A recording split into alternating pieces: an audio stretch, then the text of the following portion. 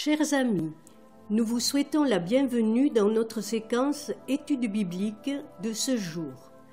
Dans ce cadre, vous sont présentés périodiquement des programmes d'études illustrés, très divers, qui sont destinés à vous familiariser avec les textes et les enseignements de la Bible.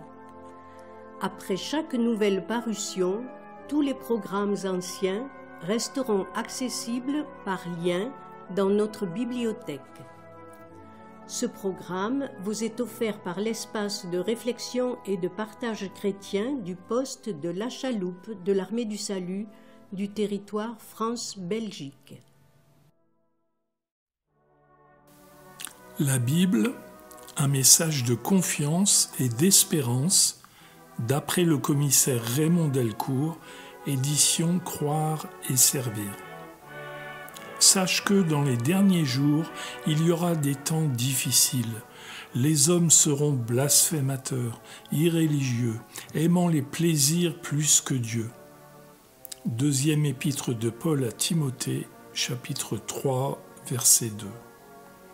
Depuis les origines, la foi chrétienne a été exposée et confrontée à de nombreux défis.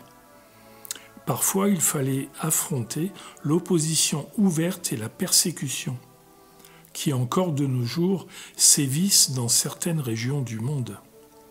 Dans le contexte du monde occidental, nous nous heurtons surtout à un scepticisme actif, à une indifférence implacable et à être exposés au ridicule et au mépris.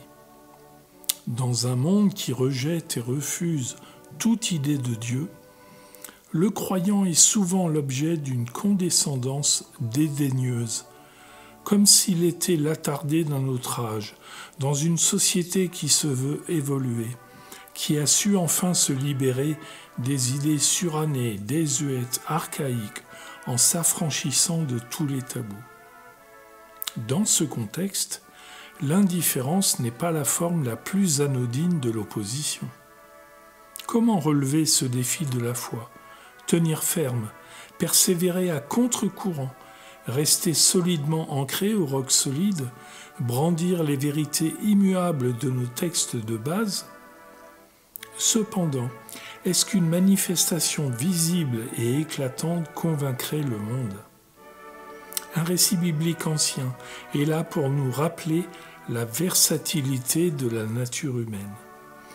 Élie, le prophète, premier livre des rois, chapitre 18, verset 16, jusqu'au chapitre 19, verset 18, faisait face à une société qui s'était débarrassée des contraintes, des prescriptions et des rites religieux qui, bien des années plus tôt, avaient été donnés de la part de l'Éternel par la voix de Moïse.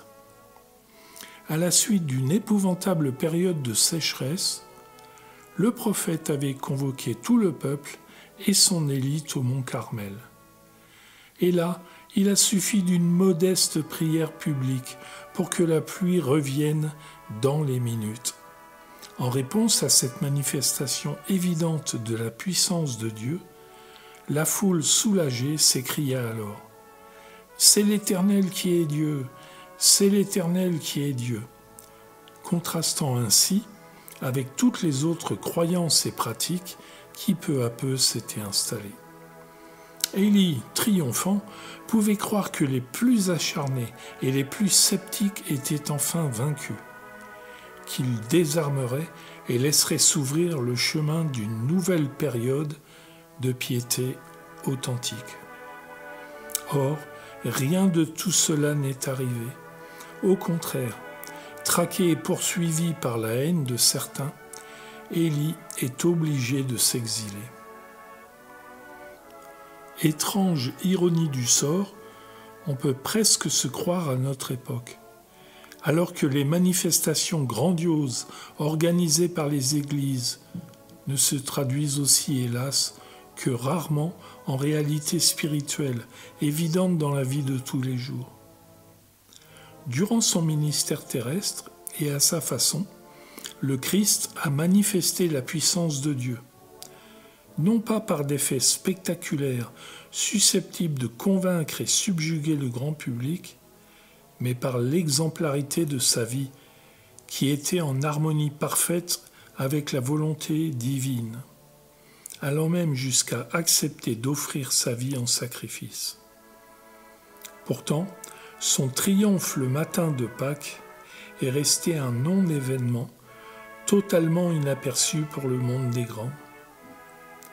Cependant, et contrairement à l'expérience d'Élie sur le Carmel, cette victoire, à l'abri de la curiosité du monde, a eu des répercussions en termes de développement de la civilisation humaine et d'actes de piété incontestables dont a bénéficié le monde entier. Pour nous, chrétiens, c'était l'événement capital de l'histoire de l'humanité, qui n'a connu rien de semblable. Que le monde semble rester sourd et aveugle à ces réalités évidentes, reste une interrogation permanente pour nous. Ainsi, l'homme refuse obstinément la seule source d'espérance en préférant tâtonner à longueur de vie dans des approximations douteuses. Mais voici, la bonne nouvelle est toujours d'actualité. Ni l'impiété, ni l'indifférence, ni les goûts pour les distractions ne changeront ces données fondamentales. La souveraineté de Dieu s'imposera au monde et ce ne sont pas les hommes qui seront en puissance pour s'opposer. Où est le puissant? Où est le sage? Où est l'expert? Qui nous fournira une meilleure sagesse suprême pour sauver le monde? Ainsi, pour nous les chrétiens, courons avec persévérance dans la carrière qui nous est ouverte, les yeux fixés sur Jésus, le chef de notre foi. Épître aux Hébreux, chapitre 12, verset 2. Enfermés dans les limites et contraintes de nos vies, nous sommes par nature impatients et pressés de voir des accomplissements éternels. Déjà Jésus s'est efforcé de tempérer cette curiosité et l'ardeur de ses contemporains, qui avaient tendance à oublier que pour Dieu, 1000 ans sont comme un jour. Psaume 90, verset 4. Nous aimerions que s'accomplissent enfin les promesses faites par la voix d'Amos, le prophète qui a pu s'écrier que « Voici les jours viennent, dit le Seigneur l'Éternel, où j'enverrai la faim et la soif d'entendre la parole de Dieu. » Amos chapitre 8, verset 11. Et ce sera pour un héritage qui nous est réservé dans les cieux et qui ne peut ni se corrompre, ni se souiller, ni se flétrir. Première lettre de Pierre, chapitre 1, verset 4.